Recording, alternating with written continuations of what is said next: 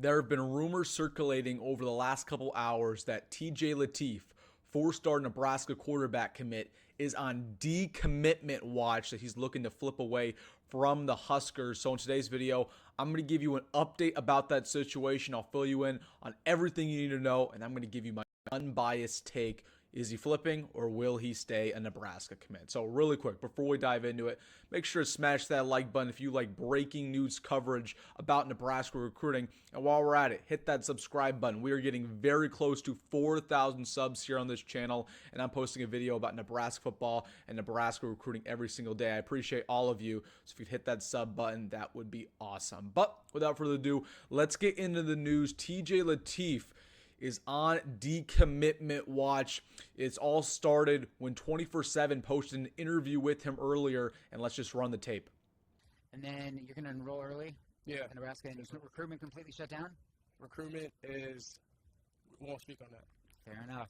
I love it. We'll keep it posted at 247sports.com. But for TJ Lateef, obviously, potentially future Nebraska Yes, sir. quarterback. I'm Tom. All right, you just heard it. He declined to answer whether or not his recruitment is shut down. And it also should be noted that earlier in the interview, he wasn't too happy with how Nebraska's recruiting has been going so far in this class. He said that he's trying to peer recruit four-star wide receiver Cortez Mills, and obviously that's not looking good for the Huskers. So yeah, he is on decommitment watch, but with that being said, I don't think he's going to decommit anytime soon, at least not in the next 1 to 2 months. Now, what this does tell me is that he's keeping his options open, that he's considering other schools, that he's staying in contact with other coaches, right? And that's modern day college football. Every single one of these recruits, they're still doing that because things change. Transfer portal happens. NIL packages change.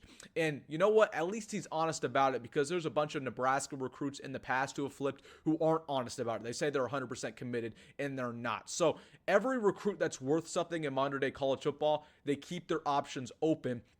At the end of the day, commitments don't mean anything until we get to signing day and they make it official. Now, talking about TJ Lateef a little bit more specifically, this has always been a hard guy to lock down for Nebraska, because right off the bat, TJ Lateef is a four-star quarterback. He is incredibly talented.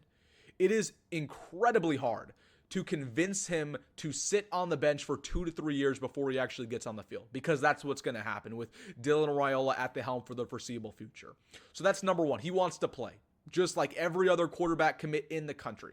But number two, NIL has been a question mark for Nebraska, right? Nebraska recently has been getting beat out by Texas A&M, Oregon. And Nebraska's NIL is not terrible by any means. It's still probably top 25, top 20 in college football. It's just not top 5 or top 10. So if one of these programs were to swoop in on TJ Lateef's recruiting process, they could easily throw around some money that Nebraska would not be willing to offer. So that should be mentioned. And the last thing I'll say about TJ Lateef is he's a California kid.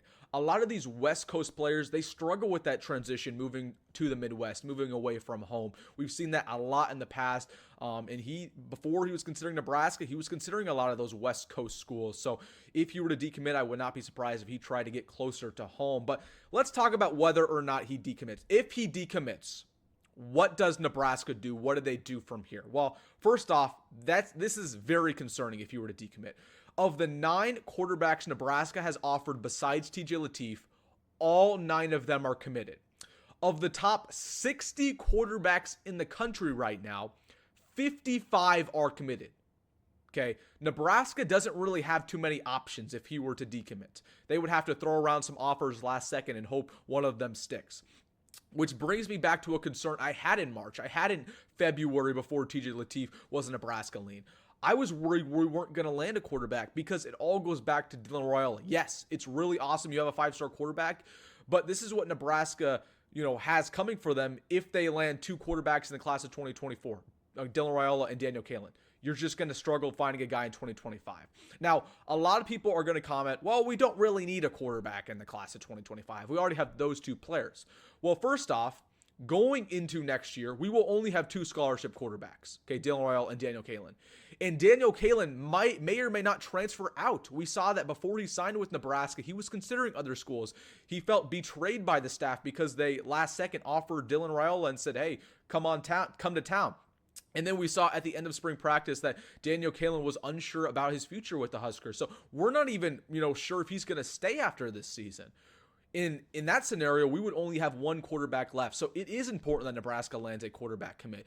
And it is important that they land a solid player like TJ Lateef. I mean, he's the real deal. He's a very good prospect. So listen, does this report have validity? Will TJ Lateef potentially decommit? Yes.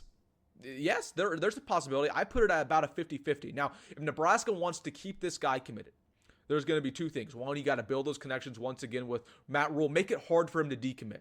Okay, build those connections with Matt Rhule, with the coaching staff, with his family. It's going to be hard for him to decommit if he really loves the head coach and loves the staff, and the family loves him as well.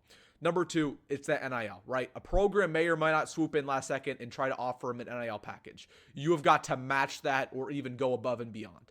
That's just modern day college football. Okay, it's all about money nowadays.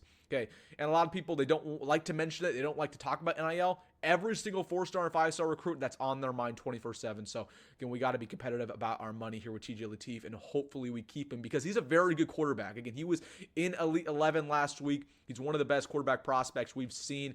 And yeah, he fits this offense to a T and will have a very successful career with the Huskers if he stays. So want to give you an update about that situation with TJ Lateef and what's going on. And hopefully he continues to be a Cornhusker commit. But let me know down below, what are you thinking about this situation? Do you think he leaves? Do you think he stays? And hey guys, if you made this far in the video, please hit that like button and subscribe. I'm posting a video every single day talking Nebraska football and Nebraska recruiting, and we're getting so close to 4,000. So please hit that button. It would help me out. But as always, folks, go Big Red, go Matt Rhule, and see you in the next one.